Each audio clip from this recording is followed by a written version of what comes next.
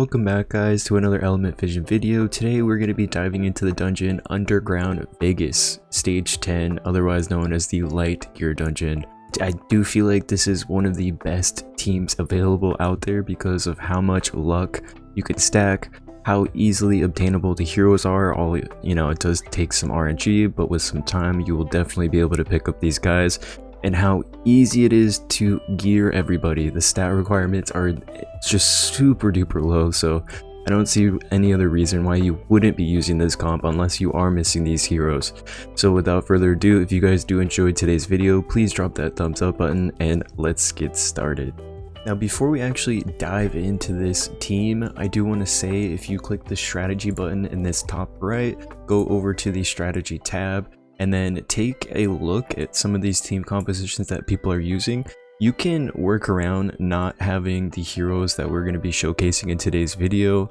For example, I'm using this Clockwork guy. Some people like to use Steel Wing. If you are completely missing the Joker, you could also try throwing in, maybe you've got lucky and you can throw in this Light Annihilator. Or we can go over and look at Stable, which is honestly even better for those of us that are just starting the game, or maybe you're still in that early to mid game progression and you're not quite looking at min-maxing, you just want to start farming. You could even use the Light Joker that I do believe is given to you from doing these challenges. I think like right here, right after doing stage 2, you get a Light Joker completely free. So there definitely are ways to work around not having the complete team composition that we are going to be showcasing today. With that said, today we will be using the Tree Ninrat, the Tree Bookworm, the Dark Joker, the Fire Clockwork, and the Tree Pirate.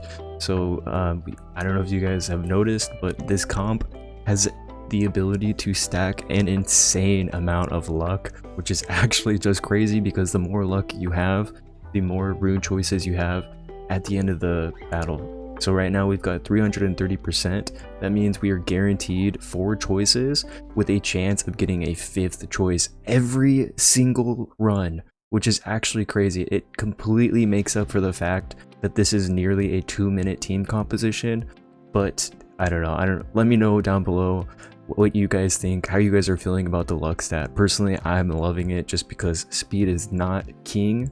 Well, speed clearing these dungeons is not the all end all. You can actually do fairly well just by having a 100% success win rate team along with a high stacked luck rate. So to show you guys what we're using, I first want to showcase the AI. So you definitely want to turn on this AI so that the Tree Ninrat is always going to use his skill 3 first. For his stats, we've actually got him stacked on 3 sets of Inspire.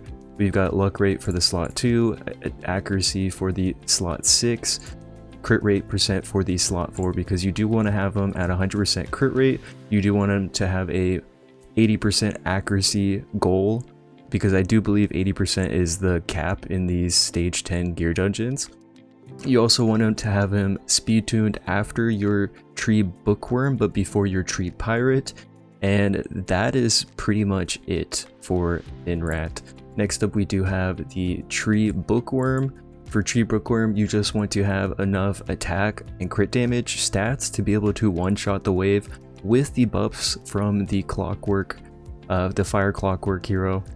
And the nice thing about Clockwork is he does have a crit rate buff as well, so you only have to shoot for 30 or 70% crit rate.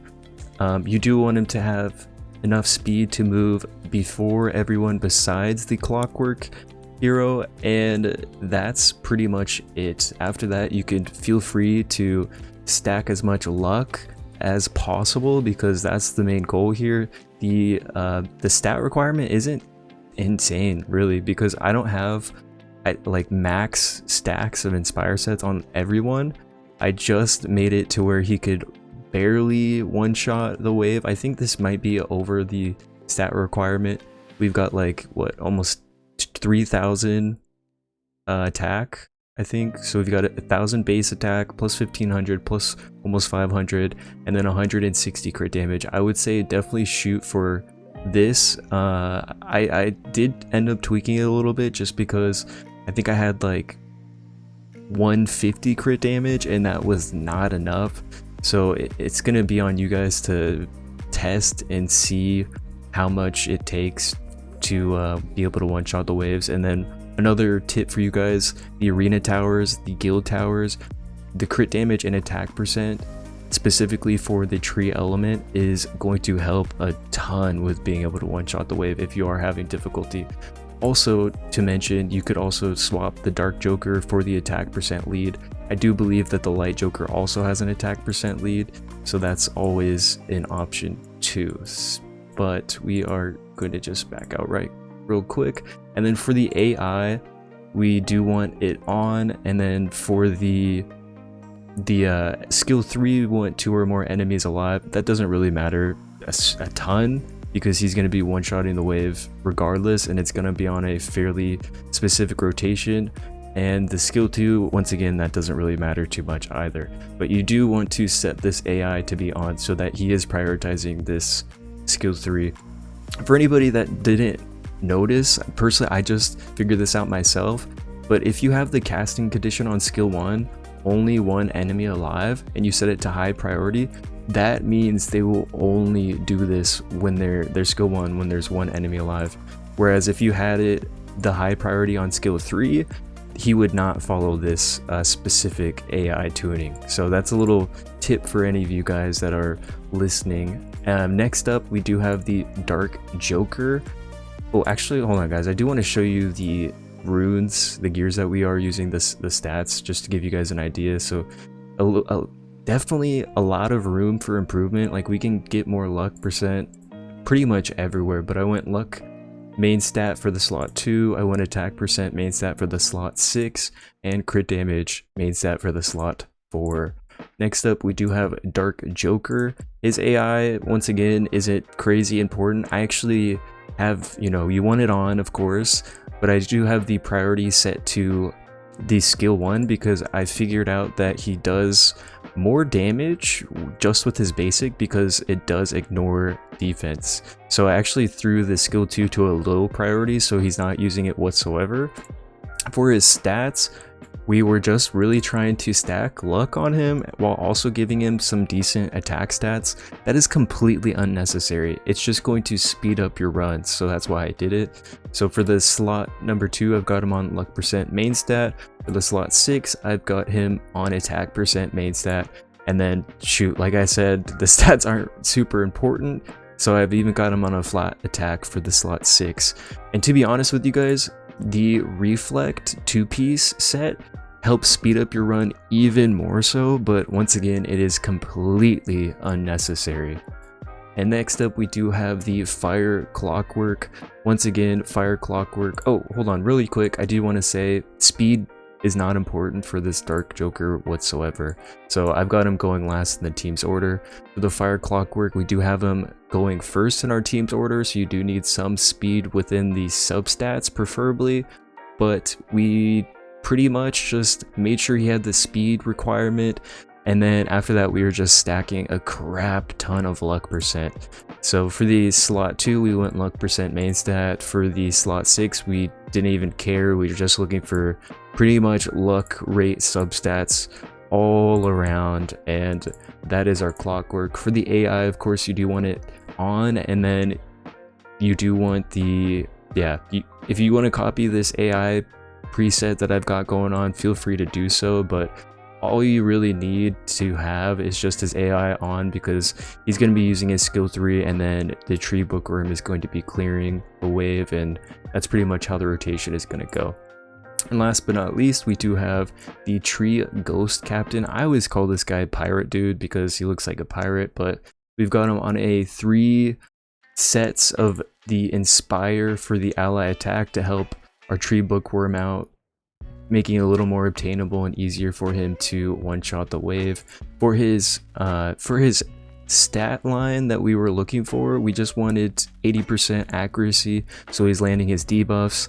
We want him right behind our tree bookworm, so we've got, no, not tree bookworm, we want him right behind our tree Ninrat. So our Ninrat is at 140 speed, we've got the pirate dude at 131, and after that it's just stacking luck. I do want to say, like, a little PSA to you guys, farming box club is definitely going to be helpful in achieving this team composition, and when you are farming box, definitely look out for inspire pieces that have accuracy and luck rate, because that is going to be helpful down the road 1000%.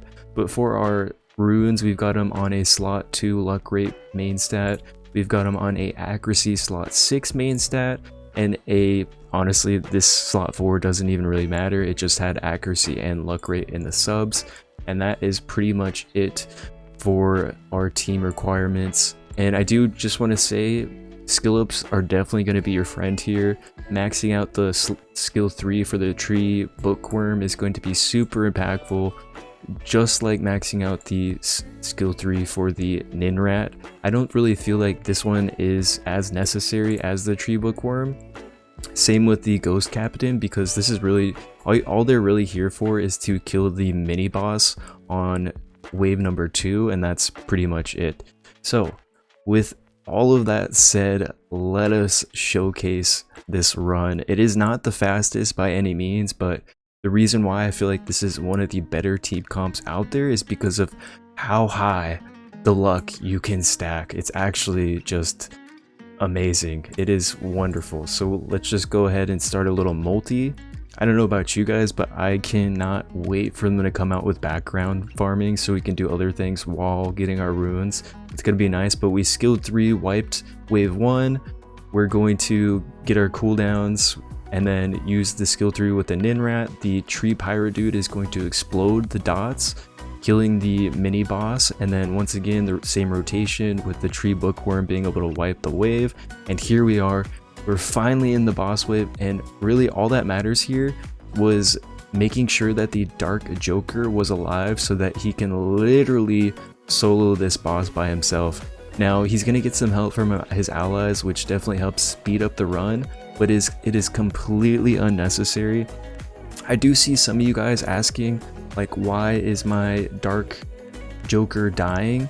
And if I had to guess, I would say maybe you're applying a blinding debuff to the boss so that he's glancing and not getting the crit always on the dark joker, because the dark joker cannot die as long as he is crit. That's what makes him so key for this team comp. So maybe that's something you might have to change up a little bit.